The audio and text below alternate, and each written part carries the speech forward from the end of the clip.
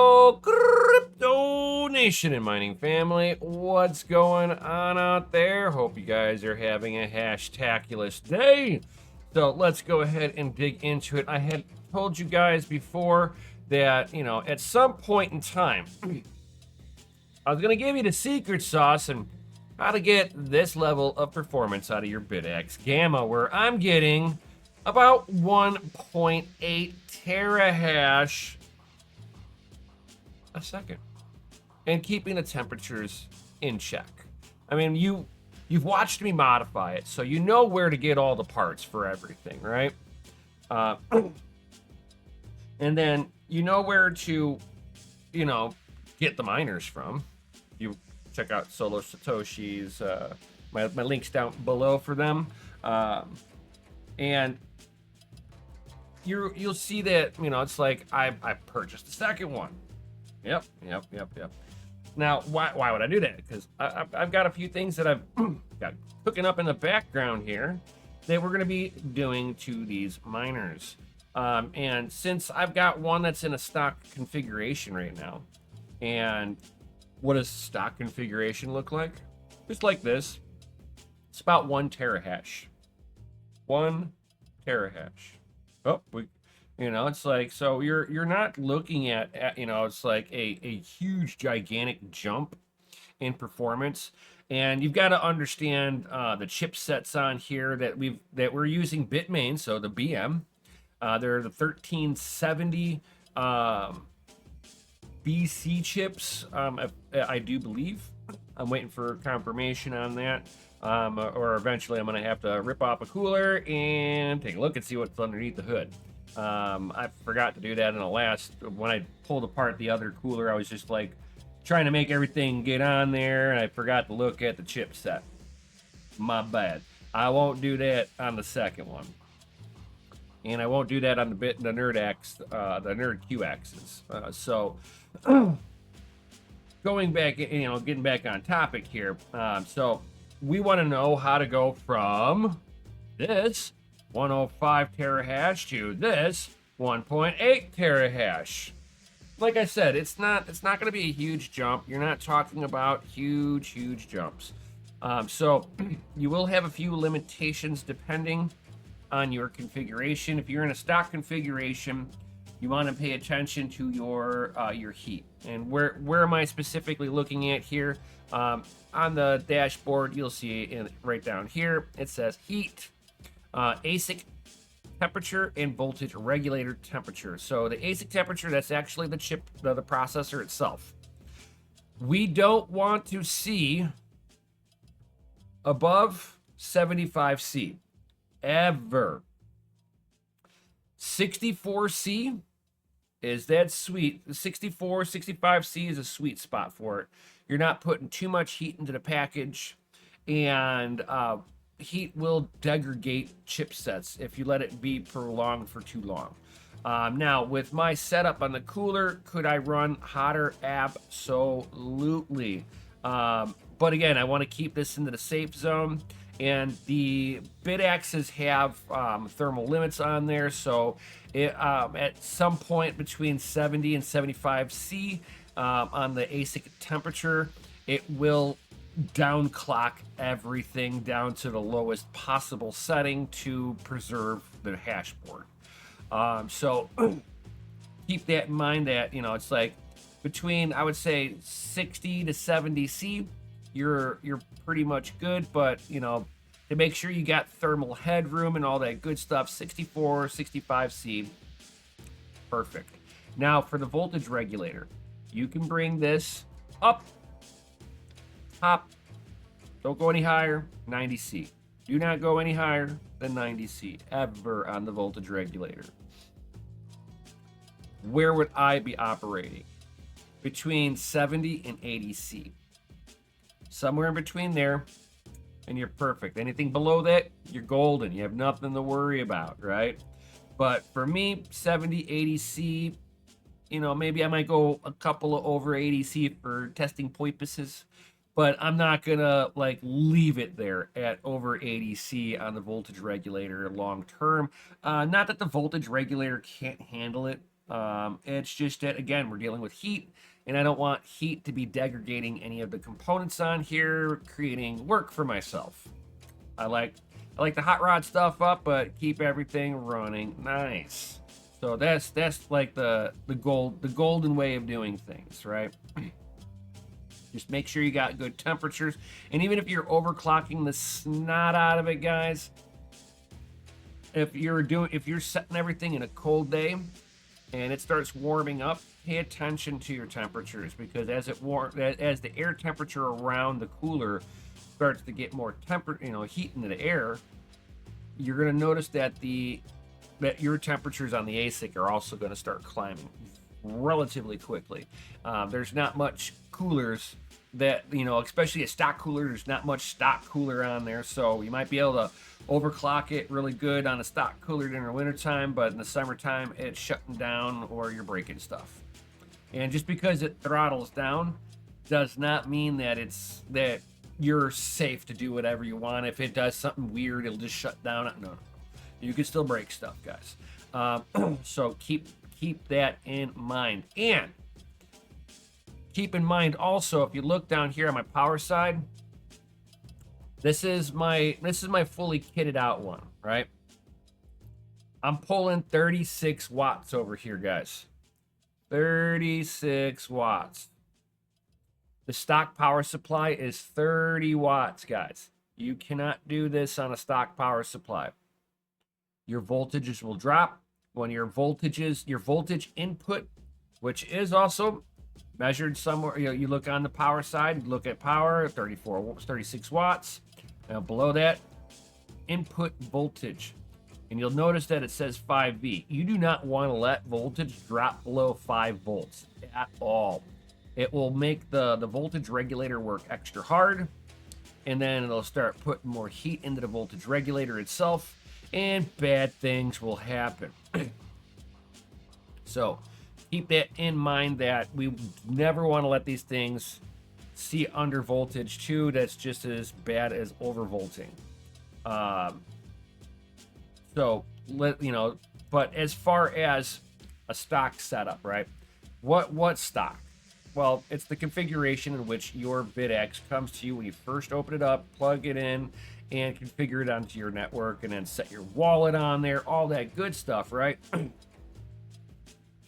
And then you come up over, to your overclock, and you're like, okay, this is how everything, but like I'll sit there and I'll go like this. So this is how it will be whenever you get it. This is how it will look for you. You'll see the default on there of 525, and if you open it up, this is your normal screen. Same thing for your voltage targets.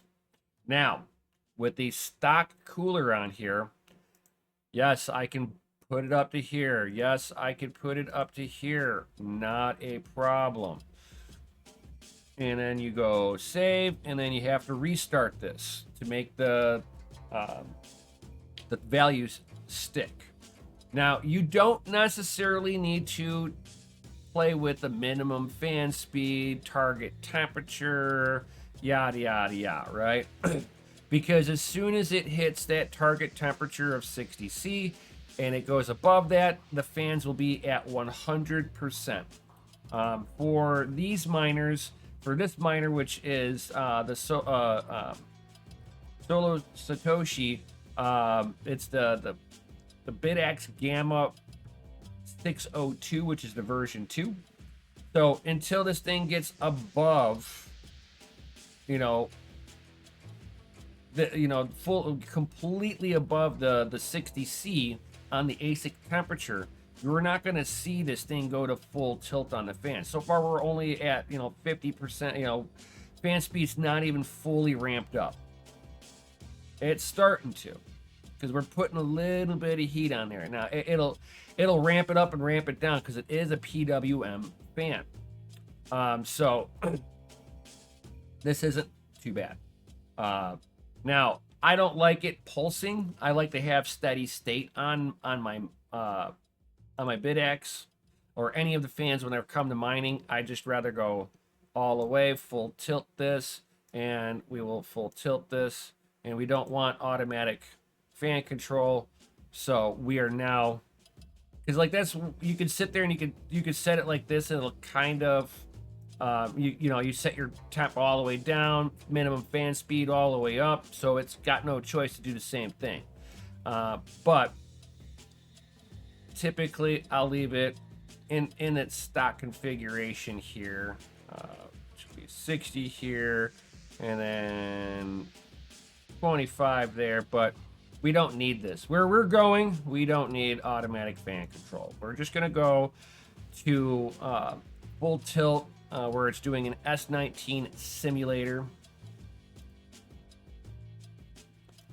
And then you restart it so that it takes control with the 100% fans.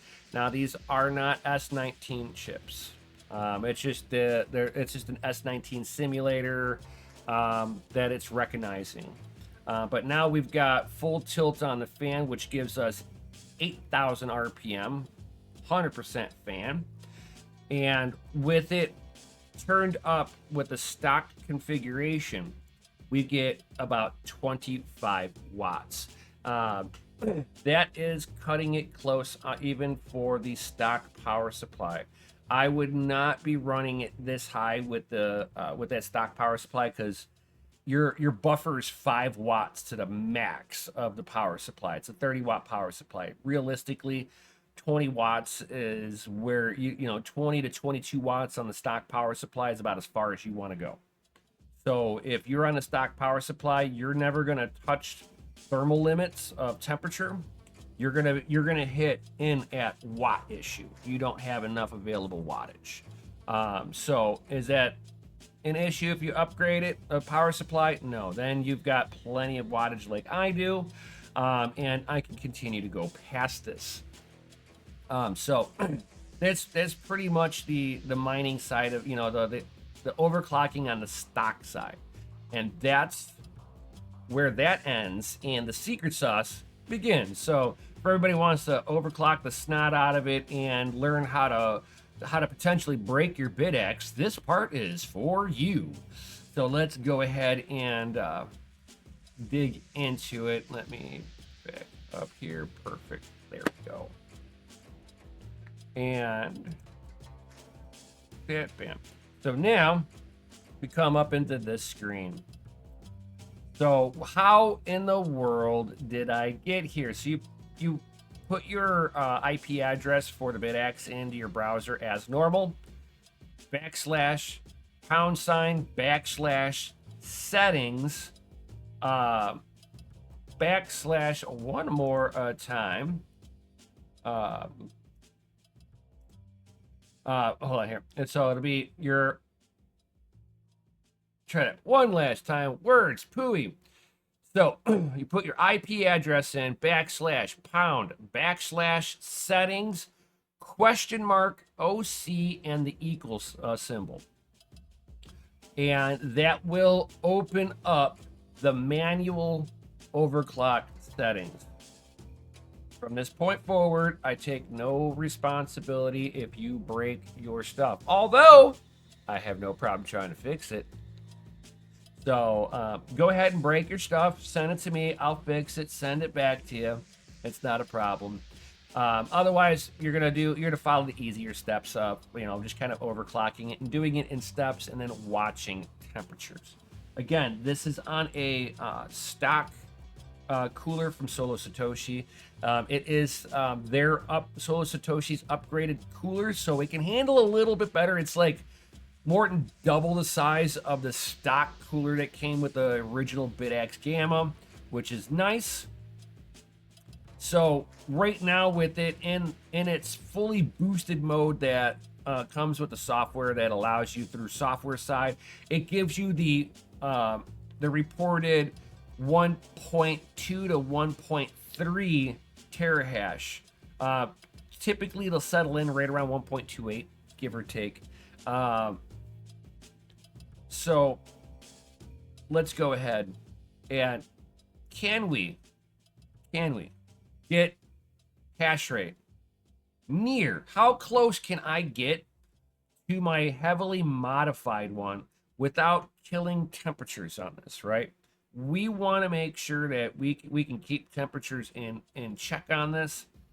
So like we're just slightly overclocked. We've got 625 megahertz on the ASIC chip. We are 1250 millivolts on the core. That gives you a total of like 1.24 volts on the ASIC core voltage. And it's giving us about 57.9 C on the chipset and 67 C on the voltage regulator. With the fans at 100%, we're at 8,000 RPMs on Solo Satoshi's upgraded fan that they put on there, which is pretty. It's not noisy for what it is. It's not like a full-blown Miner's small little fan where it just screams at you from like 2 blocks away. This one's not so bad. So let's go ahead and see if this thing could even cross the finish line anywhere in the same ballpark as my heavily modded one. So again, we're gonna step this up into little steps on this. I already know from my other miner that I was able to, with the stock cooler on there, I was able to hit it 700, and I had 1275 on the core voltage. And then we gotta save it and restart it. And then it takes a few seconds for it to reboot, you know, because you reset the thing. Here we go. And again, this is just slightly bumping the voltage and allowing the core to use more frequency. So it's going to utilize a little bit more amperage. So now, just with a slightly uptick overclock on there, we're now using 28 watts, and I'm getting about 1.4 terahash a second. So right now, as it stands, we're getting about half the bump getting to a heavily modded one. We're finding out if it's actually worth heavily modifying your BitX, right? Is it worth it? And which route is better than the other? Now, on the heavily modded one, I've got the Ice Tower cooler that was used for the Raspberry Pi. It's got a single heat sink on there, but it's got a tall fin stack. And that seems to be doing pretty good. And I get 63C on the core and 68C on the voltage regulator, which I've got a rear fan on there, and I've got cooling on the cooling fins that are on the voltage regulator package itself, plus different like stuck-on copper coolers stuck on all over the board to help keep the board cooler. So I've done things to help just wick as much heat away from everything as humanly possible, versus the other BitX that I have. It's just however Solo Satoshi sent it out to me as. So we're going to go ahead and modify the hell out of this come the next video. It'll be very interesting because we're going to find out base on this, and we're going to be able to reference back to this. It's going to be awesome. Totally awesome. I love data. Data. So here we are. I bumped up the voltage. Remember that? The voltage got bumped up. So we're at 1275. Now the voltage regulator has 0 help on the cooling, and we're at 77C. Now remember, I told you 80C is like where I'd like to see on the upper end limit. Now for testing purposes, I might go a little over, but I already can tell you I don't need to up the any more voltage to go through the voltage regulator, it's not going to handle it. The temperature's still going up. It's 78 C already on the voltage regulator, and we've only overclocked it a little bit more, you know. So, but I want more. We want.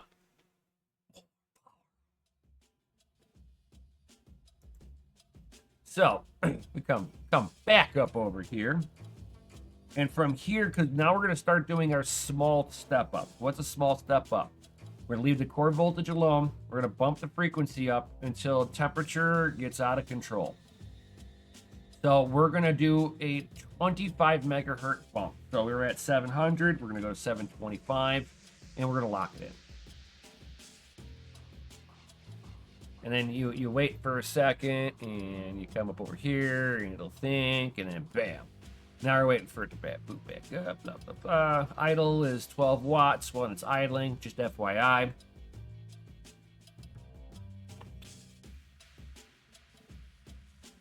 And there is a point where you can keep your voltage regulator cool, and you can push so much power through the voltage regulator and through the ASIC chip that the fan slows down. Fun fact, I know things. And it was really wild to watch me overclock the other one and lose 300 RPM off the fan from overclocking. It was hilarious. I was like losing voltage to go to the fan controller. It prioritizes the ASIC chip, guys. So keep that in mind too. If you start really leaning on it power-wise, you're not going to have the available cooling because the fan will actually slow down, and that'll start causing you another issue for heat. So keep that in mind, guys. Now, I've only bumped this up an extra 25 megahertz, and you can see that just in this small amount of time, we're right at 64 C. It's 79 C on the voltage regulator. So we're 80 C. We are at that limit already.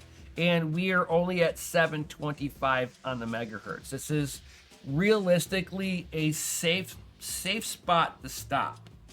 Now, can I go further with it? Of course. But this is that safety point, because at 70 C, the program for the BitX actually starts complaining and giving you warning signs that you're overheating.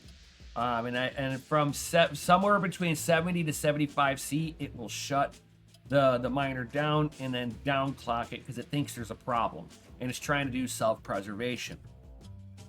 Do not count on this to save your ASIC. If it hits that limit really fast, there is no saving it. It will overheat and it will smoke itself. So just kind of keep that in mind when you're really overclocking these things like this. That you want to sit there for the next 10 minutes to see how it does, how quickly it rises in 10 minutes. And once it seems to have leveled off in that 10-minute side, then you sit there, turn around, and look at it every couple of hours and make sure that it's not creeping up on you. If everything seems to be leveled off, you know, temperatures like this on your miner is perfectly acceptable. We're at 82 C on the voltage regulator temperature, a little on the high side, but the voltage regulator can actually handle this. It's good up into 90 C. I just wouldn't push the limit on that. But if it went any higher than this on the voltage regulator temperature, I would cut back the amount of power going through it, which would lower your hash rate. But the temperature on the ASIC chip itself is perfect at 725 megahertz. We're at 65 C on the ASIC package, which again, well within specification. So I hope you guys thoroughly enjoyed this. If you guys got any questions or comments on overclocking, how to set this up, certainly hit me up in the comments down below. If you guys are wanting to grab yourself one of these bit axes, nerd Q axes, or something like that, check out my affiliate link for Solo Satoshi down below, and get yourself one today using my link. It's not a discount. It just kind of lets them know, hey, look, I sent you over there, because I'm trying to get them to work with me a little bit. So if you want to, you could also go hit them up and tell them to go work with me, because I'm awesome over here and we're cool people here. I'm not saying you have to. I'm just joking around. But yeah, so if you guys got any questions or anything like that, certainly hit me up. Join the Discord. And if you got any troubleshooting issues, need me to look at it, you can always send it to me. I do ASIC repairs also. So certainly hit me up at any point in time. And with that being said, thank you everybody for being here. Peace out, stay savage, and may your watts be low and your hash be high. And I'll see you on the next one.